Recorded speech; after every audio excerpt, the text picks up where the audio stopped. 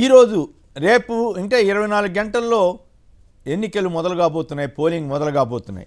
మరి ఓట్లు వేయడానికి ప్రజలు ఎట్లాంటి జాగ్రత్తలు తీసుకోవాలి, వృద్ధులు మహిళలు ఎలా ముందే వెళ్ళిపోయి ఎలా ఓట్లు వేయాలి, అలాగే ప్రజలు ఏ అంశాలపై ఆధారపడి ఓట్లు తీసుకోవాలి, ఎవరిని ఎలా నమ్మాలి, మేనిఫెస్టోని ఎలా అధ్యయనం చేయాలి, అట్లాగే ఓటర్లను మీడియా ఎంతవరకు ప్రభావితం చేయగలుగుతుంది, ఓట్లను మీడియా ప్రభావంతో మాయ చేయొచ్చా, అలాగే వీటితో పాటుగా ఈనాడు ఆంధ్రజ్యోతి ఎలా మీడియా మాఫియాగా మారి ప్రజల్ని వంచడానికి ఎలాంటి ప్రయత్నాలు చేస్తున్నాయన్న దాన్ని మనం తర్వాత చర్చిద్దాం. ముందుగా ఓటర్లు తీసుకోవాల్సిన జాగ్రత్తలు, ఓటర్లు ఎలా ముందుగానే వెళ్ళిపోయి తమ ఓటు హక్కును ఎలా ఉపయోగించుకోవాలి, వీటికి సంబంధించి ముందుగా మాట్లాడిన తర్వాత ఈనాడు ఆంధ్రజ్యోతి ఎలా మాఫియాగా మారి ఆంధ్రప్రదేశ్ ప్రజల పాలిట సైకోలుగా ఎలా వ్యవహరిస్తున్నారన్న దాని మీద కూడా చర్చలోకి వెళ్దాం. ముందుగా విజయబాబు గారు మీరు చెప్పండి, ఓటర్లు తీసుకోవాల్సిన జాగ్రత్తలు ఏమిటి, ప్రత్యేకించి వృద్ధులు మహిళలు ఈ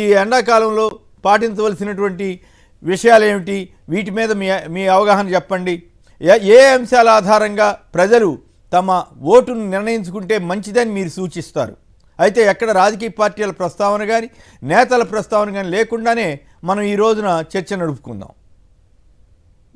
నేతలు ఎవరైనప్పటికీ కూడా వాళ్ళకి ఒక ప్రత్యేకమైనటువంటి ఒక ముద్ర అనేది ఉంటుందండి. భారతదేశపు ప్రజాస్వామ్యంలో అనేక మంది నేతలు ఒక్కొక్కరు తమదైనటువంటి దీంట్లో అది పాజిటివ్ కావచ్చు, నెగిటివ్ కావచ్చు, వాళ్ళ ముద్ర అనేటువంటిది వేసుకున్నారు. అయితే అధికారం కోసం అనేకం చెప్తూ ఉంటారు.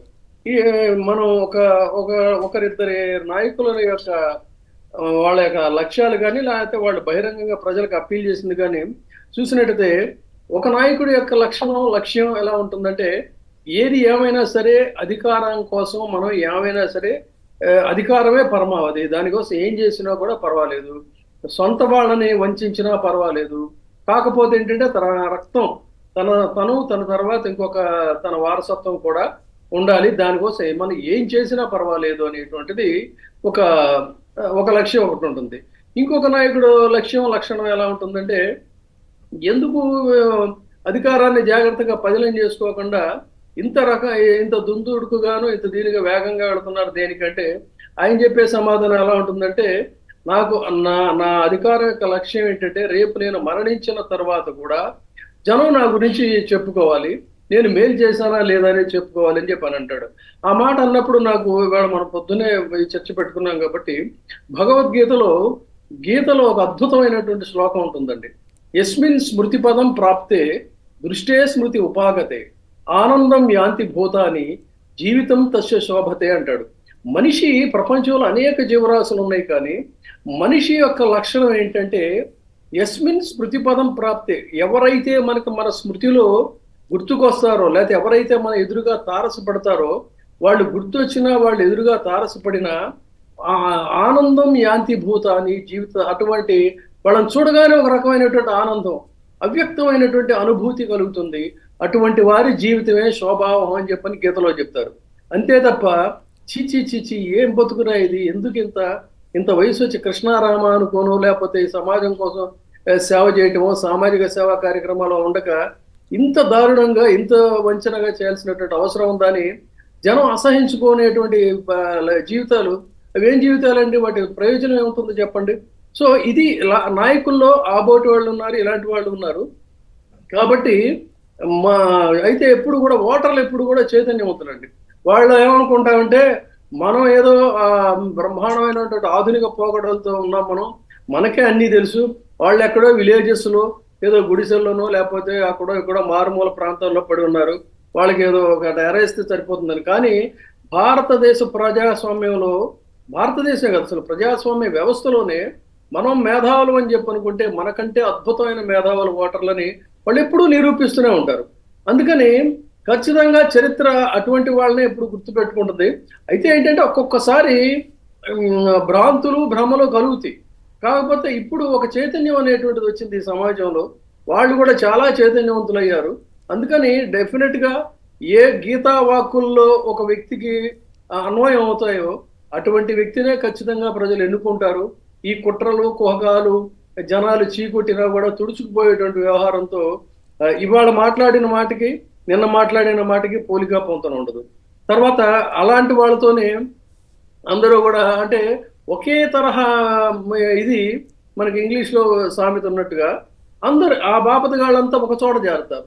చేరి వీళ్ళు అతి కొద్ది మంది ప్రయోజనం పొందడం కోసం విస్తృతమైనటువంటి ప్రయోజనాలని తామే మొత్తం అంతా మింగేసేసి అన్ని తమకే సొంతం కావాలనుకునేటువంటి వాళ్ళు చరిత్రహీనులుగా మిగిలిపోయినటువంటి చరిత్రలు ప్రపంచంలో ఎన్నో ఉన్నాయి.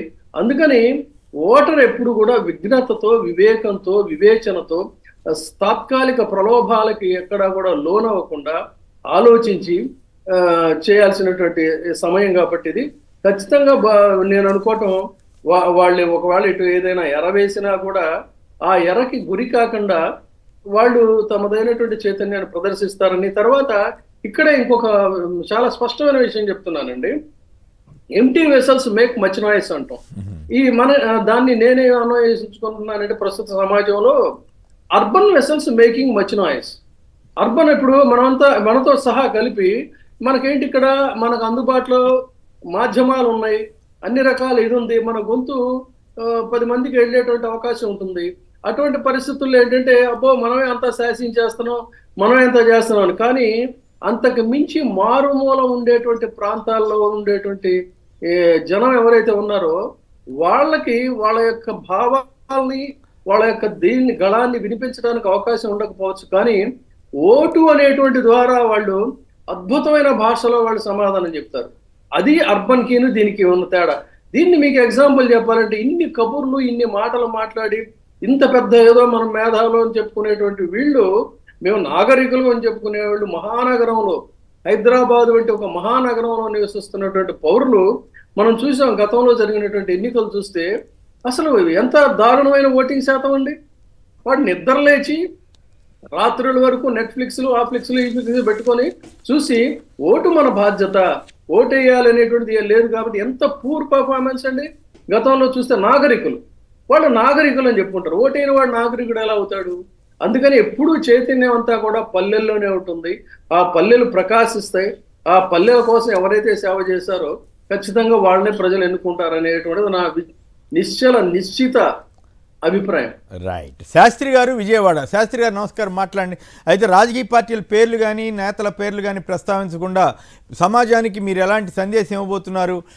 వృద్ధులు, పిల్లలు, వృద్ధులు అలాగే మహిళలు ఇలాంటి వారంతా కూడా ఉదయాన్నే వెళ్ళి ఓటు వేయాల్సిన అవసరం ఉందా? ఎండలు కూడా నేపథ్యంలో అలా. అంతేకాకుండా ఏ ప్రాతిపదికన ఓటు వేస్తే ప్రజలకి మంచి జరుగుతుంది? అయితే ఉదాహరణకి ఒక ఎన్నికల సంఘం పలానా అంశం, ఉదాహరణ ల్యాండ్ టైటిలింగ్ యాక్టు పచ్చి అబద్ధం అని ఎన్నికల సంఘం కేసు నమోదు చేసిన తర్వాత కూడా కొందరు నేతలు, కొన్ని పత్రికలు పనిగట్టుకుని దాని మీదే అలాంటి అబద్ధాలను ప్రచారం చేస్తే నమ్మొచ్చా, నమ్మకూడదా? ఈ అబద్ధాల మీద ఆధారపడి ఓటు వేయాలా, లేక నిజాలు తెలుసుకుని ఓటు వేయాలా అన్న దాని మీద మీ అభిప్రాయం ఏంటి? నమస్కారం అండి కేఎస్ఆర్ గారు. అక్కడ ఉన్న ఫ్యామిలీ సభ్యులకి నమస్కారం అండి. నమస్కారం. ఈ ఎలక్షన్స్ అనేది ఒక విశ్వసనీయత అనే ప్రామాణికంగా మనం చూడటానికి చాలా అవకాశం ఉంది. ఎందుకంటే చాలా రాజకీయ పార్టీలు అనేక వాగ్దానాలు చేసినాయి, అవి చేస్తాం అని చెప్పి. సార్ అవును, కరెక్ట్. కానీ అక్కడ ప్రజల ఓటర్లు అందరూ ఈ రోజు మనకి ఎవరు ఉపయోగపడతారు, మన సమాజానికి ఎవరు ఉపయోగపడతారు, మనకి ఏం చేశారు, మనకు వచ్చే రాజకీయ నాయకుడు ఏం చేశారు, వచ్చేటప్పుడు మనకు ఇప్పుడు వచ్చిన తర్వాత మనకేం చేస్తారన్న ఆలోచనలో ఈ ఎన్నికలు జరుగుతాయని నా ఉద్దేశం అండి. ఓటర్లందరూ చాలా తెలివిగా ఉన్నారు. ఈసారి ఎలక్షన్స్ ఎవరైతే మనకి మంచి చేస్తారో అబద్ధాన్ని తొక్కి ఓటు హక్కు వినియోగించుకుంటారని నా ఉద్దేశం అండి.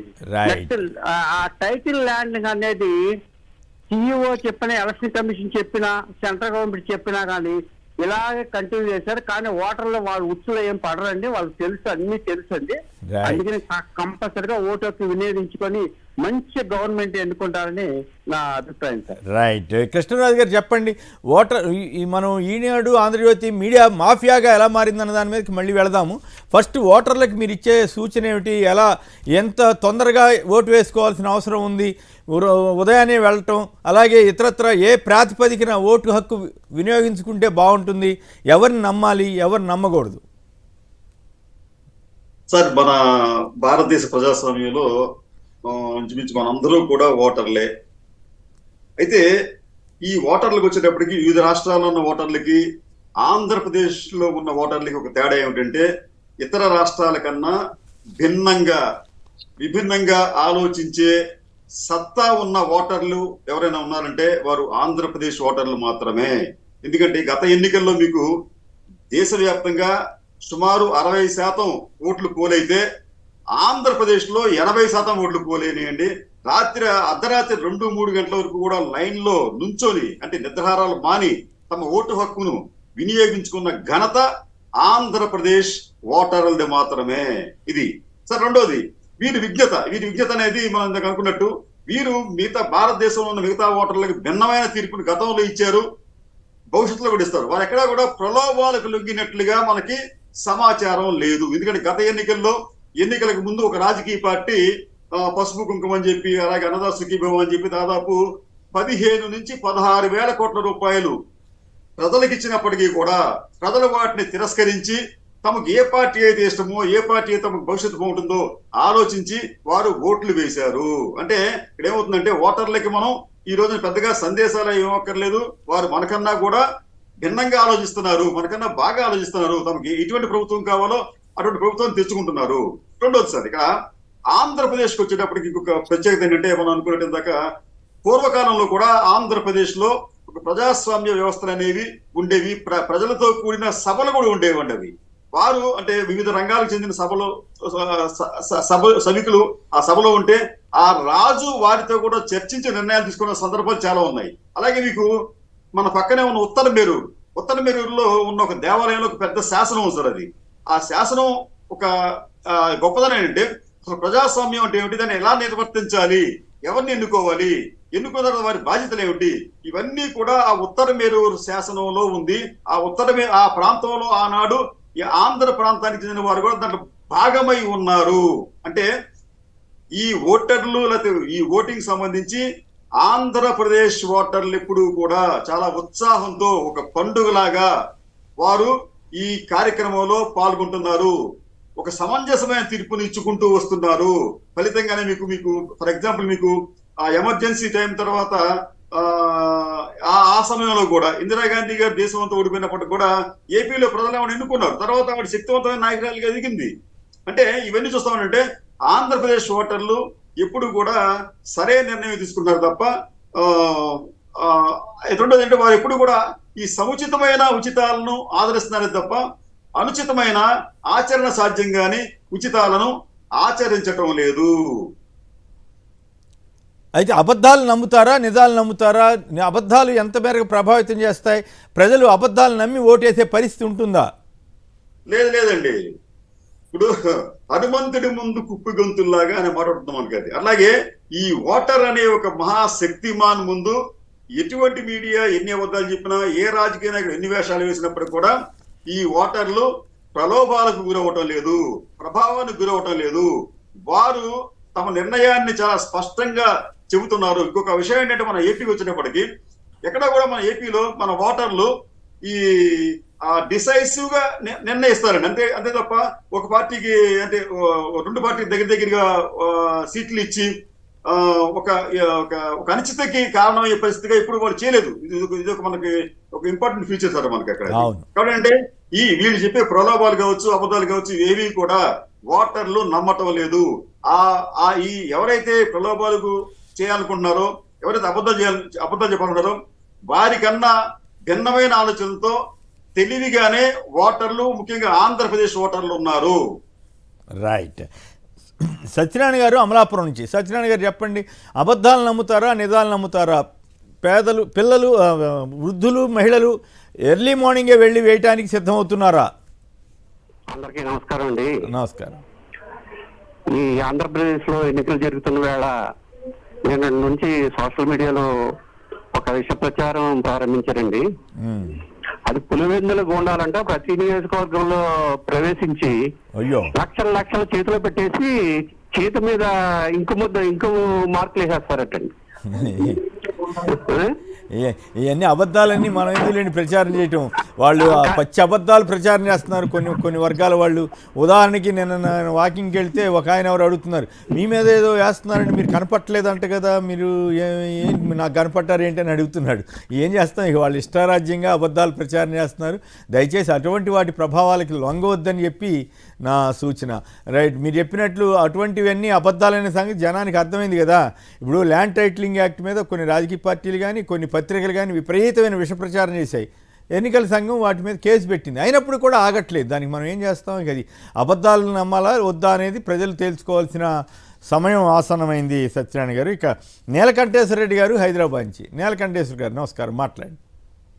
గుడ్ మార్నింగ్ కేఎస్ఆర్ గారు. Good morning sir. అక్కడ ఉన్న పెద్దలు విజయబాబు గారికి, కృష్ణరాజు గారికి, సుబ్బరాజు గారికి అందరికి గుడ్ మార్నింగ్ అండి. ఓకే సార్, ఒక్క విషయం సార్, ఇక్కడ పార్టీలు అవి ఇవి తీసుకోకూడదు కాబట్టి, ఎన్నికల కోడ్ ఉంది కాబట్టి ఒక్క విషయం ఆంధ్రప్రదేశ్ రాష్ట్ర ప్రజలందరికీ తెలియాలి సార్. సార్, మాకు ఇక్కడ హైదరాబాద్ లో ఉంటూ మాకు తెలిసిన విషయం ఏంటంటే, సాయంత్రం 4:30-5 ప్రాంతం తర్వాత బూతులన్నీ క్యాప్చర్ చేసి రిగ్గింగ్ చేయాలనే ఆలోచన ఉందన్నట్టు సమాచారం తెలుస్తుంది. ఈ విషయంలో చాలా జాగ్రత్తగా ఉండాలి, చాలా జాగ్రత్తగా వ్యవహరించాలని నా సూచన ప్రజలకి. అట్లనే విజ్ఞతతో ఎవరు మంచి చేస్తున్నారు, ఎవరికి ఓటు వేయాలని ఆలోచించి వేయాలని రాష్ట్ర. అంటే మీరు అనేది అధికారంలో ఉన్న పార్టీ వారు ఇట్లా చేస్తారనుకుంటున్నారా, లేక అధికారంలోకి రావాలనుకుంటున్న పార్టీ? అధికారంలోకి రావాలనుకుంటున్న పార్టీలు, వాళ్ళు గుంపుగా వస్తున్న పార్టీలు అలా చేయాలని 2014ని రిపీట్ చేయాలనే ఉద్దేశంతో చేస్తున్నారంట సార్. ఓకే, ఇవన్నీ కొన్ని వాస్తవాలు ఉండొచ్చు, కొన్ని భయంతో కూడిన ప్రచారం జరగవచ్చు, కొన్ని అబద్ధాలు ఉండొచ్చు. బట్ ఏదేమైనా పోలీసు వ్యవస్థ కానీ పోలింగ్ వ్యవస్థ కానీ అంతా పర్ఫెక్ట్గా జరగాలని ఆకాంక్షిద్దాం. సుబ్బరాజు గారు, మీరు మాట్లాడండి. ఓటర్లకి మీరు ఇచ్చే సలహాలు ఏమిటి? అబద్ధాలను నమ్మాలా వద్దా? వీటన్నిటి మీద మీ కామెంట్ చెప్పండి. యాక్చువల్ గా మన రాజ్యాంగంలో ముఖ్యమంత్రి కానీ కేబినెట్ ప్రమాణ స్వీకారం చేసేటప్పుడు ప్రమాణం చేయిస్తారండి అందరితోటి. ఎందుకంటే ప్రమాణాల మీద నమ్మకాలు ఉన్నవాళ్ళు, విలువల మీద నమ్మకాలు ఉన్నవాళ్ళు ఆ ప్రమాణంలో ఏం చెప్తారంటే, భయం కానీ పక్షపాతం కానీ రాగద్వేషాన్ని లేకుండా తనకు తెలిసిన తనకు తెలియవచ్చిన సమాచారాన్ని గోప్యంగా ఉంచుతూ అంతఃకరణ శుద్ధితో ప్రజా ప్రయోజనాల గురించి పనిచేస్తాము అని మేము దైవ సాక్షి లేదా నా ఆత్మసాక్షి లేదా భగవద్గీత సాక్షి లేదా రాజ్యాంగ సాక్షి అని చెప్తారు. ఆ ప్రమాణం అంటే అసలు యాక్చువల్ గా నిజం పైన నమ్మకం ఉన్న వాళ్ళనే గెలిపించండి. అంటే అబద్ధాలు చెప్పేవాళ్లే కాదు, నిజం గురించి తనను సర్వాన్ని త్యాగం చేయటానికి సిద్ధపడ్డ వాళ్ళని, ఇచ్చిన మాట గురించి తనకి కేంద్రంలో కానీ రాష్ట్రంలో కానీ ముఖ్యమంత్రి పదవికి వచ్చే అవకాశాలున్నా కేవలం ఒక మీటింగ్ లో తనకి అప్పటికప్పుడు అనిపించిన భావోద్వేగాన్ని వ్యక్తపరిచిన దాని నుంచి వెనక్కి తెచ్చుకోకుండా ఎన్నో పదవులు ఉన్నా కానీ అవకాశాలు కేంద్ర నాయకత్వం బతిమాలుకున్న లొంగక అధికారం గురించి అరువులు చాచకుండా తన నమ్మిన నిజాన్ని గురించి నిలబడ్డ వ్యక్తి. అట్లాంటి వాళ్ళని చూడండి. ఎందుకంటే ప్రమాణాలకే విలువలకే విలువ లేని కాలంలో ఒక విలువ గురించి ఇవాళ మేము సివిల్ సొసైటీగా ఈ పక్షపాతం లేకుండా భయం లేకుండా ఎవరికి అనుకూలంగా కాకుండా స్వచ్ఛంగా నిష్పాక్షికంగా క్రిటికల్ గా అనలైటికల్ గా ఆలోచించే వ్యక్తులం మేము కూడా అవసరమైనప్పుడు నిజాన్ని మాట్లాడటానికి నిజాన్ని ఎంత కష్టమో ఎంత నష్టమో ఎంత నిష్ఠూరమో భరించిన వాళ్ళం. అట్లాంటిది ఈ రాజకీయ విలువల్లో నిజం గురించి నిలబడే వాళ్ళని నిలబెట్టాల్సిన బాధ్యత ప్రజలదే ఉంది. దీనికి ముఖ్యంగా అట్లాంటి నిజానికి ప్రతీకగా నిలుస్తున్న నాయకుల యొక్క తల్లిదండ్రులకు, ఆ తల్లిదండ్రులు ఆయనకి అట్లాంటి ఒక సంస్కారాన్ని విలువల్ని ఇచ్చినందుకు వాళ్ళ అవ్వతాతలకు కానీ వాళ్ళకు ముందుగా ప్రణామం చేస్తున్నాను. ఈ రాష్ట్ర రాజకీయాల్లో వ్యక్తిగత జీవనంలో విలువలు అనేది శూన్యమైపోయి విలువలకే విలువలు లేకుండా అబద్ధం నిజంగా, నిజం అబద్ధంగా రాజ్యం వెళ్తున్న సమయంలో వ్యక్తిత్వాల్ని పరిశీలించండి. నాయకుల వ్యక్తిత్వాల్ని బెరీజు వేసుకోండి. తులనాత్మకంగా విశ్లేషణాత్మకంగా అబ్జర్వ్ చేయండి. ఎవరు మానవత్వంతో వ్యవహరిస్తారు, ఎవరికి నాయకత్వం ఉంది, ఎవరికి సామర్థ్యం ఉంది, కరోనా సమయం లాంటి సమయంలో ఎంత హృదయంతో ఎట్లాగా పనిచేశారు, ఎవరు ఏ పొరుగు రాష్ట్రాల నుంచి కూడా మన వైపుకి కరోనా కష్టకాలంలో మన వైపుకి ఎందుకు పరుగులు పెట్టారు? రోడ్లో లాక్డౌన్ లో కూడా అట్లా రావటానికి ఏంటి? అన్ని ప్రాంతాలు, అన్ని కులాలు, అన్ని వర్గాలు, అన్ని వృత్తులకు సమన్యాయం చేస్తూ వికేంద్రీకరణ వైపుగా, సమతల అభివృద్ధి వైపుగా ప్రయాణం చేస్తున్న వాళ్ళని మద్దతు ఇవ్వండి. గాంధీ కలలు కన్న గ్రామ స్వరాజ్యం, రామరాజ్యాన్ని తనదైన శైలిలో కొత్త అర్థం చెప్తూ గ్రామాలే వృధా, గ్రామాల్లో ఏముంది అంత వలసలు పోయిన రాజకీయ నేపథ్యంలో రాజకీయ నాయకులు కూడా వలస నాయకులే మనకు పెత్తనం చేస్తూ, వలస పత్రికలు మన మీద ఆధిపత్యం వహిస్తూ, వలస భావజాలంతో అక్కడెక్కడి నుంచో కిటికీల్లోంచి యుద్ధం చేసే వాళ్ళకి గ్రామ స్వరాజ్యం అంటే ప్రజాపాలనలో పునాది గ్రామాల నుంచి వస్తుంది, స్థానికత్వం నుంచి వస్తుంది, స్థానిక పాలన నుంచి వస్తుంది అనే దాంతో వాలంటరీ స్వచ్ఛంద పాలనను తీసుకొచ్చిన వాళ్ళు, ఇంటింటికి సంక్షేమాన్ని గడపకి అందించిన వాళ్ళని ఆలోచించండి. అట్లాగే రాష్ట్రంలో అన్ని ప్రాంతాలని భవిష్యత్తులో అభివృద్ధి పట్ల చిత్తశుద్ధితో పనిచేస్తూ సాగర తీరాన్ని ఒక శాటిలైట్ నుంచి చూసినా కనబడేటట్టుగా పెద్దటువంటి అంతర్జాతీయ స్థాయి పోర్టులు నిర్మిస్తున్న వాటిని చూడండి. ఇది నేను చెప్తున్నది కాదు, సాక్షి టీవీ వీడియోస్ కూడా చూడవసరం లేదు. మీరు యూట్యూబ్ లోకి వెళ్ళి కొడితే చాలా మంది మూడో పక్షం వాళ్ళు, అంటే ఎవరికి పార్టీలకు అతీతమైన వాళ్ళు తీసిన వీడియో షూట్లు, డ్రోన్ కెమెరాస్ తో, శాటిలైట్ తో చూసిన షూట్లు చూడండి. అది మూలపాడు కానీ, రామాయపట్నం కానీ, మచిలీపట్నం లాంటి పోర్టులు కానీ, ఫిషింగ్ హార్బర్లు కానీ, మామూలు హార్బర్లు కానీ, ఫిషింగ్ పాయింట్లు కానీ, ఇవన్నీ చూస్తే సాగర తీరంలో ప్రతి 50 కిలోమీటర్లకి ఒక మాలలాగా అది శాటిలైట్ నుంచి కనపడే స్థాయిలో పనులు జరుగుతున్నాయి. ఎప్పటి నుంచో మూలపడ్డ వెలిగొండ పూలసబ్బయ్య ప్రాజెక్టు జస్ట్ 10 కిలోమీటర్లో టన్నెల్స్ తవ్వి, ఎంత అండర్ గ్రౌండ్ టన్నెల్స్ అంటే కొండలను తొలిచి అక్కడ సుజల స్రవంతిని సుక్షేమం చేయడానికి ఆ 3 జిల్లాల ప్రజలకి సాగునీరు తాగునీరు అందించే అట్లాంటి పథకాలను చూడండి.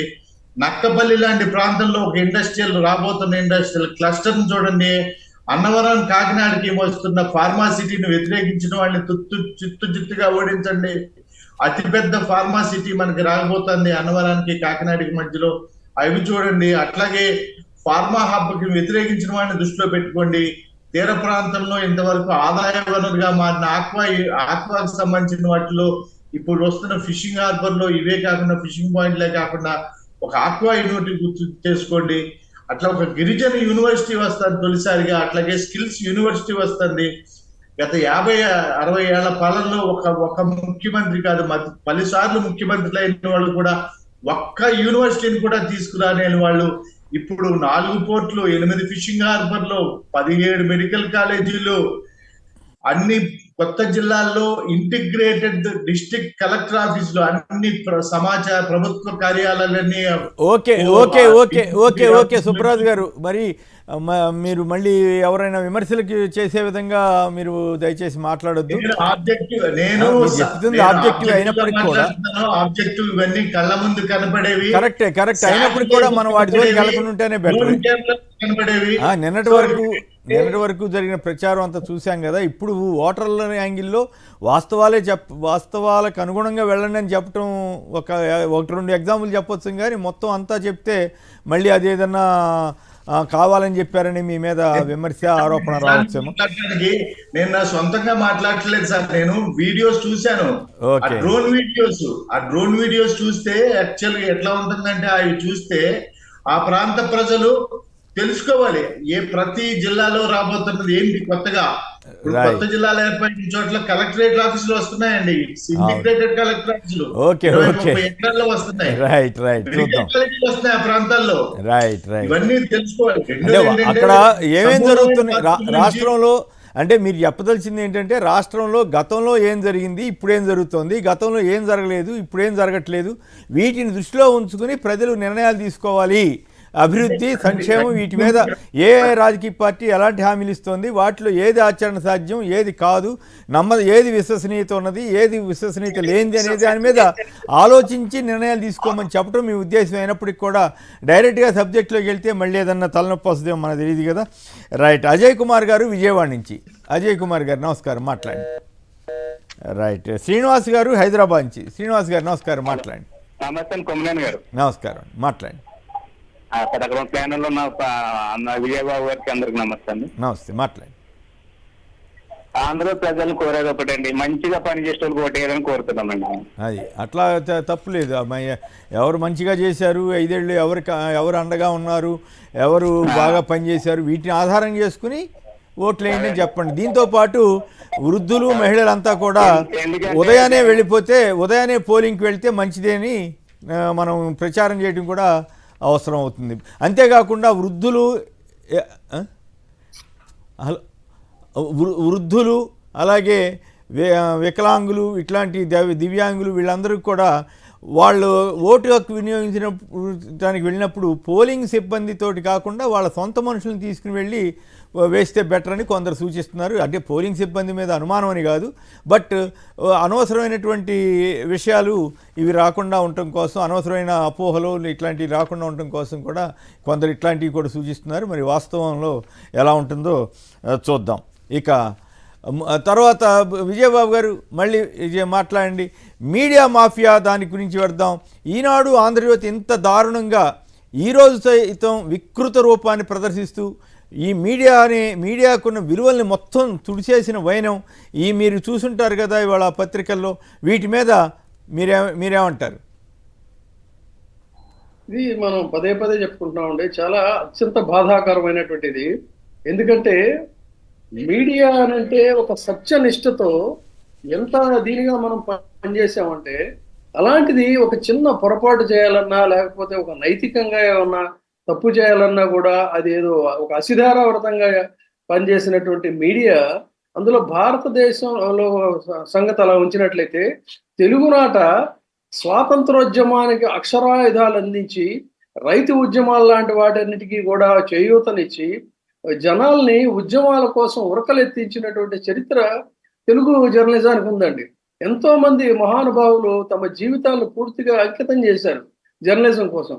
అటువంటి ఒక చరిత్ర ఉన్నటువంటి తెలుగు జర్నలిజాన్ని వాళ్ళ ఇంత దారుణంగా, అతి దారుణ నీచాతి నీచంగా భ్రష్టు పట్టించడం చూస్తే ఇది అత్యంత బాధాకరం. అయితే ఒక విషయంలో మాత్రం వాళ్ళని నేను అప్రిషియేట్ చేసేది ఏంటంటే, ఖచ్చితంగా ఇది ఒక యాంగిల్లో ఉండి other side of the coin ఏంటంటే, వాళ్ళు సఫాయి కార్మికుల కంటే కూడా చాలా అద్భుతమైనటువంటి సేవ చేస్తున్నారండి. సఫాయి కర్మవీరులు ఏం చేస్తారంటే, ఈ డ్రైనేజీనంతా కూడా ఎక్కడ అసహించుకోకుండా, చేదరించుకోకుండా జనం కోసం పాపం ఒక్కొక్కసారి వాళ్ళ ప్రాణాలను కూడా పణంగా పెట్టి ఆ డ్రైనేజీలో ఉన్నటువంటి కుళ్ళు ఇదంతా కూడా ఎత్తిపోస్తారు, ఆ కస్మలాన్నంతా కూడా తుడిచేస్తారు. కాకపోతే ఏం చేస్తారంటే, వాళ్ళ డ్యూటీ అయిపోయిన తర్వాత చక్కగా హాయిగా స్నానం చేసేసి మొత్తం ప్రక్షాళన చేసేసుకొని శుభ్రంగా ఉంటారు. అది సఫాయి కార్మికుల యొక్క గొప్పతనం. వాళ్ళని యావత్తు దేశం అంతా కూడా మనం కీర్తిస్తాం. కానీ ఈ కార్మికులు ఉన్నారు చూసారా, వాళ్ళకంటే కూడా డ్రైనేజీని ఎత్తిపోయడంలో తాము నమ్ముకున్నటువంటి నాయకుడికి ఈ మొత్తం చెత్తని చెదారాన్ని ఏంటంటే జనం మీద పోస్తున్నారు.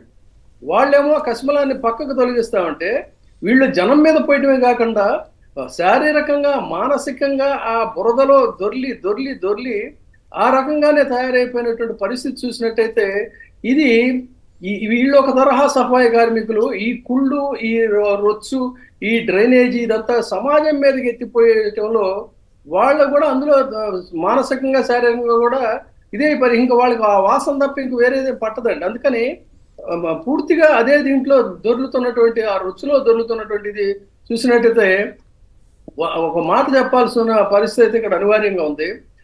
వరహాల కోసం వరాహాలు కూడా బురదలో దొరుకుతాయో లేదో తెలియదు, కానీ అంతకు మించినటువంటి స్థాయిలో వీళ్ళు వ్యవహరిస్తున్న తీరు చూస్తే ఈ సమాజానికి ఎంత ద్రోహం చేస్తున్నారో, జర్నలిజానికి గత చరిత్ర, ఔన్నత్యపు చరిత్ర మీద ఎలాంటి మరకలని మసిపూసి జర్నలిజం అంటే ఎలా ఉంటుందా అనేటువంటి రీతులు ఈ తరానికి అనిపించేటువంటి విధంగా గతంలో చేసినటువంటి త్యాగాలు, ముట్నూరి కృష్ణారావు గారి దగ్గర నుంచి నార్ల వెంకటేశ్వరరావు గారి వరకు తీసుకుంటే అనేక మంది వాళ్ళు చేసినటువంటి త్యాగాలన్నింటినీ కూడా నిలువెత్తు గోతిలో పాతేసేటువంటి విధంగా వీళ్ళు చేస్తున్నటువంటి దుర్మార్గపూరితైనటువంటి రాతలు, కోతలు, ఈ బాకాల పీకలు ఇంకా అలిసిపోయే పరిస్థితి లేదు. కానీ ఈ బాకాల పీకల్ని నొక్కివేసేటువంటి కర్తవ్యం మాత్రం సగటు ఓటర్లలో ఉందని చెప్పి అనుకుంటున్నానండి. ఇందాకే చెప్పుకున్నట్టుగా అర్బన్ ఓటర్లు ఎంత పెట్టిరిగిపోయినా కూడా ఇబ్బంది లేదు, కానీ చైతన్యవంతులైనటువంటి ఓటర్లు గ్రామాల్లోనే ఉన్నారు. వాళ్ళ గళాన్ని వినిపించే అవకాశం లేదు. కానీ ఇక్కడ ఒక సూక్ష్మాన్ని మనకు తెలుసు, జనాలకు కూడా ఒక సూక్ష్మాన్ని చెప్పేది ఏంటంటే, ఆంధ్రప్రదేశ్లో మొత్తం ఓటర్ల సంఖ్య 4,13,00,000 మంది ఉంటే కేవలం 87 లక్షలు అండి అర్బన్ లో ఉన్నటువంటిది. ఈ 87 అంటే లక్షల్లో అర్బన్ మొత్తం ఒక పార్టీకే అనుకూలంగా ఉంటుందని కూడా అనుకోవక్కర్లేదు విజయబాబు గారు. అర్బన్ లో కూడా పేదలు ఉంటారు, అర్బన్ లో కూడా రకరకాల సామాజిక శక్తులు ఉంటాయి. వస్తున్నా ఆ పాయింట్. 87 లక్షల మంది గంప కొత్తగట్టు ఉంటారని కాదు. ఈ 87 లక్షల్లో అతి కొద్ది మంది మాత్రమే వీళ్ళ యొక్క చండాలానికి దీనికి ప్రభావితం అయ్యే వాళ్ళు ఉంటారు. కానీ అందులో ఆలోచించగలిగినటువంటి యువత ఉన్నారు, చైతన్యవంతులైనటువంటి నాగరికులు ఉన్నారు, సంస్కృతికి పట్టం కట్టేటువంటి వాళ్ళు ఉన్నారు. వాళ్ళని కలుపుకొని గ్రామాల్లో ఉన్నటువంటి 3,20,00,000 మంది అండి, 3,20,00,000 మందిలో ఈ చెత్తని చెదారాన్ని ఆఘ్రాణించి ఈ వాసనని ఆఘ్రాణించేటువంటి వాళ్ళు అతి తక్కువ మంది ఉంటారు. కాబట్టి వాళ్ళకి ఏది మేలు జరిగిందో ఆ రకంగా ఆ మేలు జరిగినటువంటి వాళ్ళకి, ఈ సమాజానికి మేలు చేసేటువంటి వాళ్ళకి, భవిష్యత్తులో మేలు చేస్తాడనేటువంటి ఒక ఆత్మవిశ్వాసం ఉన్నటువంటి నాయకుడికి అటువంటి నాయకులనే ఎన్నుకుంటారు తప్ప వీళ్ళ కుట్రలు కుతంత్రాలు వీటికి ఆ వలలో పడి ఉంటారు. ఎందుకంటే మీరు చెప్పినట్టు వాళ్ళు వృద్ధులు, తర్వాత ఏంటంటే ఆలోచించగలిగిన వాళ్ళు, వాళ్ళ ఆలోచనను మనం పంచుకునే అవకాశం లేకపోయినా ఎన్ని ఎన్నికలు చూసుంటారండి, ఎన్ని రకాల నాయకులను వాళ్ళు చూసుంటారండి. వాళ్ళు వాళ్ళ మాటలు మనకు వినిపించకపోయినా కూడా. సో అంత చైతన్యం ఉన్నటువంటి గ్రామీణ ఓటర్లు వాళ్ళు.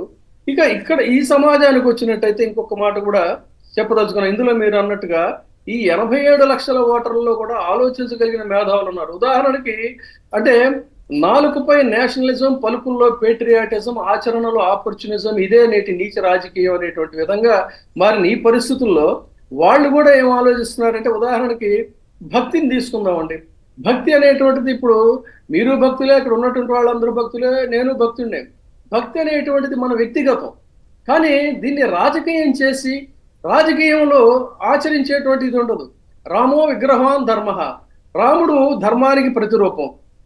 అటువంటి రాముడికి నమస్కరించి నేను రామభక్తులు అని చెప్పుకొని బయలుదేరేటువంటి నాయకులు కూడా ఇప్పుడు తయారయ్యారు. మరి వాళ్ళు ఆదర్శవంతంగా ఉండాలి కదా. రాముడు ఏకపత్ని వృతుడు, రాముడు ధర్మానికి ప్రతీక. ఒక మాట ఒక బాణం, ఆయన ఒక మాటే, ఆయన మాట అంటే ఆ బాణం లాంటిది అనమాట ఆ మాట కూడా. అలాంటిది ఆ రాముడికి నమస్కరించి అక్కడి నుంచి తిన్నగా వచ్చి ఈ సమాజంలో బహుభార్యత్వం తప్పేమీ కాదనేటువంటి విధంగా దిగజారి అతి చండాలంగా నీచాతి నీచంగా మహిళలని ఒక ఆట వస్తువుల్లాగా, విలాస వస్తువుల్లాగా జరిగిన వాళ్ళు తెగబడి ఈ సమాజంలో గొంతెత్తుతుంటే శభాష్ అని చెప్పని భుజం మీద తట్టి ప్రోత్సహించేటువంటి రామభక్తులు వాళ్ళు నిజంగా రామభక్తులు అవుతారండి.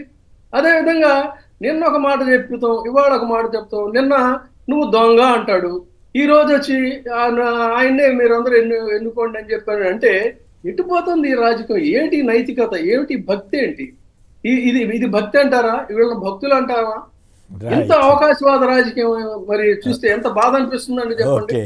కానీ అర్బన్ లో ఉండేటువంటి వాళ్ళు కూడా ఇవన్నీ గమనిస్తున్నారు, జాగ్రత్తగా గమనించి మన సంస్కృతిని, మన ధర్మాన్ని, మన భక్తిని, మన నైతికతని, మన సిద్ధాంతాలని, మన మానవ సేవని, వీటన్నిటినీ నిలుపుకోవాలంటే ఇటువంటి పచ్చి అవకాశవాదులకి ఓటు ద్వారా పోటు వేసినప్పుడు ఈ బాకాల పీకలు కూడా నోళ్లు మూసుకుంటాయనేటువంటిది నా ఉద్దేశం అండి. రైట్. లైవ్ షోకి తిరిగి స్వాగతం. ఇక 5-6 నిమిషాల టైమే ఉంది. దయచేసి సుబ్బరాజు గారు చెప్పండి, ఈ మీడియా మాఫియాగా మారిన ఈనాడు, ఆంధ్రజ్యోతి ఇటువంటి వాటిని జనం నమ్మే పరిస్థితుందా? వీటి మీద మీ విశ్లేషణ ఏమిటి? దయచేసి ఏదో పార్టీకి అనుకూలంగానో వ్యక్తులకు అనుకూలంగానో మాట్లాడడం అని కాకుండా ఈ రెండు అనుసరిస్తున్న ధోరణి ఎంతవరకు సమాజానికి మంచిది, ప్రజలు వీళ్ళని నమ్ముతారా? పత్రికలు ప్రధానంగా తెలుగు పత్రికలు 3 రకాలండి. ఒకటి పార్టీ పత్రికలు, అవి విశాలాంధ్ర ప్రజాశక్తులు అండి, మీకు నాకు అందరికీ తెలుసు. రెండోదేమో మేము ఏ పార్టీకి చెందని వాళ్ళం అని చెప్తారు. మూడోదేమో పార్టీ ఇంకా వేరే గత్యంతరం లేకుండా తమ గొంతుని వినిపించడానికి అవకాశం లేక ప్రత్యామ్నాయ పత్రికలుగా పెట్టుకున్న కొన్ని. సో ఇక్కడ ఏంటంటే ప్రత్యేకంగా ఈనాడు, ఆంధ్రజ్యోతి వాళ్ళ పుట్టగా అంటే వాళ్ళ ఆ పత్రికల ప్రస్థానం మొదలు ఒక ప్రాంతానికి సంబంధించిన ఒక సామాజిక వర్గానికి సంబంధించిన నాయకుల యొక్క పరువు ప్రతిష్టల్ని కించపరుస్తూ వాళ్ళని బదనాం చేస్తూ తనకు ముఖ్యమంత్రి కావాలనే కోరికనికి ఒక లాంగ్ టర్మ్ దీర్ఘకాల ప్రణాళికలో భాగంగా అట్లాంటి సానుకూల సమాచార వాతావరణాన్ని వ్యవస్థని సృష్టించుకోవటం కోసం ఆ మధ్యకాలంలో ఒక రాజ్యాంగేతర శక్తిగా అంటే పరిపాలనా అధికారంలోకి వస్తే ఆ పాలనా బాధ్యత, జవాబుదారీతనం, పారదర్శకత అవసరం ఉంటుంది కాబట్టి అవేమీ లేకుండా అంటే పాలనా సుపరిపాలన బాధ్యత, ప్రజలకి జవాబుదారీతనం లేని పెత్తనం కోసం పెట్టిన పత్రిక ఈనాడు పత్రిక. పెట్టుబడులకు కట్టుకథలకు పుట్టిన విషపత్రికలు ఆంధ్రలో దినపత్రికలని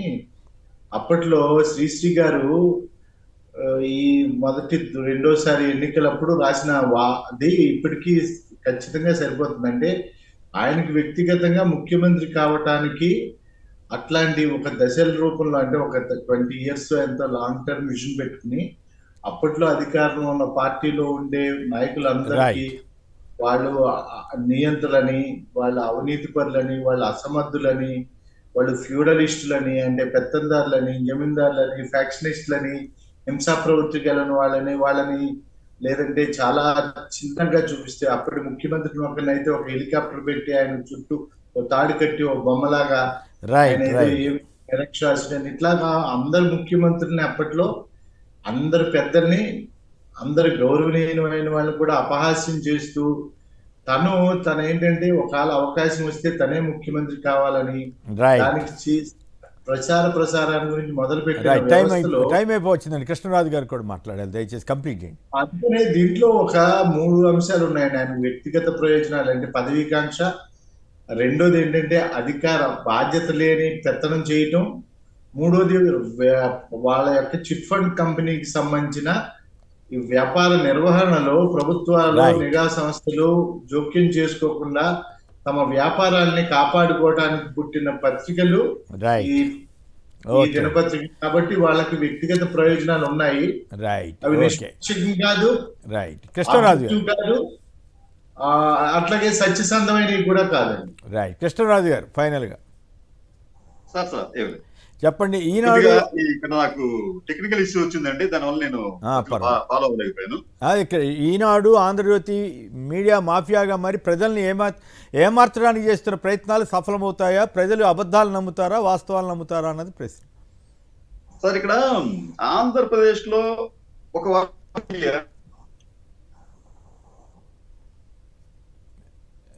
మళ్ళీ ఏదో ప్రాబ్లం ఫ్రీజ్ అయినట్లుంది. రైట్. ఫైనల్గా విజయబాబు గారు కంక్లూడింగ్ రిమార్క్స్ ఇవ్వండి, క్లోజ్ చేద్దాం. కంక్లూడింగ్ ఏం లేదండి, ఆంధ్రప్రదేశ్ ఇప్పుడు సర్వతోముఖాభివృద్ధి దిశగా వెళుతున్నటువంటి పరిస్థితి. ఈ అభివృద్ధి కొనసాగించాలి అని అంటే ఓటర్ల చైతన్యంతో, వివేకంతో, వివేచనతో ఆలోచించాలి. ఇందాకే చూశాను, ఈ ఎలక్షన్ కమిషన్ వారి నినాదం కూడా చాలా అద్భుతంగా ఉంది. ఏంటంటే ఓటునే మీ స్వరంగా మార్చుకోండి అన్నారు. అందుకని నిజంగా అద్భుతమైన నినాదం అది. ఓటు ద్వారానే వాళ్ళ స్వరాన్ని వినిపించాలి, నిఖార్సైనటువంటి స్వరాన్ని కూడా, అపస్వరాలన్నీ కూడా పూర్తిగా ఆ శిశువైన స్వరంతో మూతపడతాయి. రైట్. కృష్ణరాజు గారు సంక్షిప్తంగా. ఇప్పుడు మనం అన్నట్టు ఒక మాఫియా కదండి, ఒక మ్యానియాక్ గా మారారు వాళ్ళు. అయితే ఇక్కడ విషయం ఏంటంటే వీరు చెప్పింది వింటారా, ప్రజలు ఆలోచిస్తారంటే వారు ఈ నిజంగా చెప్పాలంటే ఈ పత్రిక కన్నా కూడా చాలా భిన్నంగా ఆంధ్రప్రదేశ్ ప్రజలు ఆలోచిస్తున్నారు. ఈ రోజున వారికి చాలా క్లియర్ కట్ గా తెలుసు ఎవరు ఏ వార్తలు రాస్తున్నారు, ఎందుకు రాస్తున్నారు అనే విషయంలో వారికి స్పష్టమైన అవగాహన ఉంది. మీకు గత ఎన్నికల్లో కూడా ఇంతకన్నా ఎక్కువగా గారడీ విద్యలు ఆ మీడియా ప్రదర్శించింది. ఎంత దారుణం అంటే అసలు ఇంకా వచ్చేస్తుంది మా ప్రభుత్వమేమా అని చెప్పి రకరకాల కథనాలు పుట్టించారు. అయితే అప్పటికి ఇప్పటికి ఒక తేడా ఏమొచ్చిందంటే ఈసారి కొంత వాళ్ళు సక్సెస్ అయ్యారండి. ఇది ప్రజల్లో కొన్ని అనుమానపు బీజాలు వేయటంలో ఆ వర్గం మీడియా కొంతవరకు సఫలమయ్యింది. అయితే సకాలంలో వారికి ఎదురుగా ఉన్న మీడియా కూడా మేలుకోవడంతో దాన్ని న్యూట్రలైజ్ చేయగలిగారు. ఏది ఏమైనప్పటికీ కూడా ఈ రోజున మీడియా అనేది ఫలితాలను శాసించే స్థాయిలో లేదు. ఆ రోజులు పోయాయండి. ఈ రోజున మీడియాకి సంబంధించిన ప్రతి అంశము అణువణువు కూడా ఈ ప్రజలకు తెలుసు. దట్టు ఈ రోజున ప్రతి పౌరుడు కూడా ఒక మీడియాగా తయారయ్యాడు సోషల్ మీడియా వలన. అది వాస్తవం. సెల్ ఫోన్ ఉంటే సెల్ ఫోన్ ఉంటే టీవీ నడిపేటివే. అంతే కదండి. టీవీ నడిపేస్తున్నారు, వాళ్ళ అభిప్రాయాలు చెప్తున్నారు, కామెంట్స్ చేస్తున్నారు. కాబట్టి ఏంటంటే ఒక రకం చెప్పాలంటే ఈ మెయిన్ స్ట్రీమ్ మీడియా ఇటువంటి దుశ్చర్యలకు పాల్పడటం వల్ల ఈరోజు సోషల్ మీడియా అనేది ఒక ప్రబల శక్తిగా మారింది. కాబట్టి ఏంటంటే వీరు తమ దాన్ని కూడా దుర్వినియోగం చేస్తున్నారు కాబట్టి జాగ్రత్తగా ఉండాలి. నిన్న ఒక సర్వే ప్రముఖ సంస్థ ఆయన చెబుతున్నాడు, ఆయన పేరు మీద గత 2 నెలలుగా ఇష్టారాజ్యంగా సర్వేలని ప్రచారం చేస్తారట. ఆయన గగ్గోలు పెడుతున్నాడు నిన్న ఒక వేరే టీవీ ఛానళ్ళకు మాట్లాడు. అవును సార్, ఇప్పుడు వీళ్ళు చేయని చెత్త పనులంటే ఏమి లేవండి. అసలు వీరి బాధ్యత ఏమిటి? ప్రధానంగా మీడియా బాధ్యత అనేది వార్తలను ఇవ్వటం, అంతే తప్ప వీరు దిశానిర్దేశం ఎట్లా చేస్తారంటే వీళ్ళకి సంబంధం ఉంది. ఒక ప్రభుత్వాన్ని ఎక్కించే బాధ్యత, ఒక ప్రభుత్వాన్ని దింపేసే బాధ్యత అనేది ఈ మీడియాకు సంబంధించిన వ్యవహారం కాదు. అది ఈ సమాజంలోని ప్రజలందరూ చూసుకునే బాధ్యత. వారి బాధ్యతను వారికి వదిలేస్తే మంచిది. వీరు వార్తలు ఇస్తే సరిపోతుంది, కానీ వార్తలను వక్రీకరించడం, అభూత కల్పనలు, అసత్యాలు ఇవన్నీ వాళ్ళు నింపుతూ పేపర్లను లేకపోతే మీడియాను వాటి ప్రజల ముందుకు వచ్చితే ప్రజలు వాటిని చూడటం మానేసరి. మీకు ఈరోజు చూడండి, మీకు ఈ రోజున ఈ ప్రముఖ ఛానల్స్ ఏవైతే ఉన్నాయో ఆ ఛానల్స్ అంటే వారికి అనుకూలంగా ఉన్న ఛానల్స్ రేటింగ్స్ చూడండి మీరు. అక్కడ వారి రేటింగ్ అనేది ఈ రోజున పడిపోయింది. అయితే ఈ ప్రజల పక్షాన ఉన్న ఈ ఛానల్స్ రేటింగ్ మాత్రం 1-2-3 స్థానాల్లో ఉన్నాయి. అంటే అర్థం ఏంటి? అక్కడ ప్రజలు వీటిని తిరస్కరిస్తున్నారు. రెండోది, మీకు ఈ మధ్యన చంద్రబాబు నాయుడు గారిది లేకపోతే ఇది మన జగన్ గారిది ఇద్దరు ఇంటర్వ్యూస్ ఇచ్చినప్పుడు మీకు లైవ్ లో మీకు జగన్ గారి ఇంటర్వ్యూ చూసినప్పుడు మాత్రం 1.5-2 లక్షల మంది చూశారు అక్కడ. అదే విషయంలో చంద్రబాబు నాయుడు విషయం వచ్చేటప్పటికి 18,000-20,000 మంది చూశారు. అంటే ఏమవుతుందంటే అక్కడ ఈ రోజున ప్రజలు ఒక నిర్ణయానికి వచ్చారండి. వారు చాలా స్పష్టంగా గుర్తించగలిగారు ఎవరు దొంగ, ఎవరు దొర, ఎవరు అనుచిత ఉచితాలు ఇస్తున్నారు, ఎవరు సముచిత ఉచితాలు ఇస్తున్నారు, ఎవరి హయాంలో రాష్ట్రం అభివృద్ధి చెందిందనే విషయంలో ప్రజలకు చాలా స్పష్టత ఉంది. వారు చాలా స్పష్టమైన మెజారిటీ ఇవ్వగలుగుతున్నారు. అయితే వీళ్ళు మనం చెప్పినట్టు కొన్ని అపోహలు, భయాలని సృష్టించే విషయంలో మాత్రం తాత్కాలికంగా వాళ్ళు సఫలమయ్యారు, కానీ ప్రజలు ఈ రోజున వాటి నుంచి కూడా బయటపడ్డారు, వాస్తవాలు తెలుసుకున్నారు. స్వామి గారు వెస్ట్ గోదావరి నుంచి. స్వామి గారు నమస్కారం, మాట్లాడండి. అందరికీ నమస్కారం అండి. ఓకే, శ్రీనివాసరావు గారు నమస్కారం. నమస్కారం, మాట్లాడండి దయచేసి. ఏం కాదు, ఇప్పుడు జర్నలిజం గురించి మాట్లాడుతున్నారు కదా. అవును, జర్నలిజం గురించి 20 సంవత్సరాల క్రితం పోయిందండి ఇది. మా వెస్ట్ గోదావరిలో చెరువులు తవ్వుతూ ఉంటే ఒక గ్రూప్ గ్రూప్ కింద వచ్చేవారు అమౌంట్ కరప్షన్ కోసం. జర్నలిజం అనేది మనిషి బట్టి రాయటం, డబ్బులు బట్టి రాయటం జర్నలిజం జరుగుతుంది. అంత అమాయకులు ఎవరో లేరు. మంచిది చూస్తే ముందుకెళ్తారు అందరూ. చెడ్డ మాటలు అందరికీ అర్థమవుతాయండి. వాస్తవాలు అందరికీ తెలుస్తున్నాయి అంటారు. కానీ ఆటవికంగా రాస్తున్నారు కదా, మరి పచ్చి అబద్ధాలు రాసేసి జనం మీద రుద్దుతున్నారు కదా. ఇప్పుడు రాజకీయ పార్టీ నాయకులు కొందరు అబద్ధాలు చెబుతున్నారంటే ఏదో ఎలక్షన్లో గెలవాలనో ఏదో తాపత్రయంతో అనుకోవచ్చు.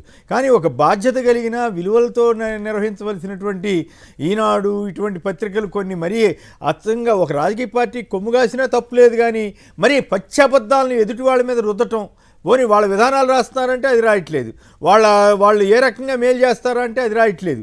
ఎదుటి వాళ్ళ మీద పచ్చి అబద్ధాలని, విషపూరితమైనటువంటి ప్రచారాన్ని, ప్రజల్ని భయభ్రాంతులు చేసే రీతిలో, ఉదాహరణకి ల్యాండ్ టైటిలింగ్ యాక్ట్ మీద ఈనాడు, ఆంధ్రజ్యోతి చేసినంత దుష్ప్రచారం వారి ఇంకెవరు చేసి ఉండకపోవచ్చు. సో ఇట్లాంటివి వాటిని ప్రజలు గమనించవలసినటువంటి అవసరం ఉంది. ఖచ్చితంగా అబద్ధాలనైతే ఎట్టి పరిస్థితిలోనూ సహించవద్దు.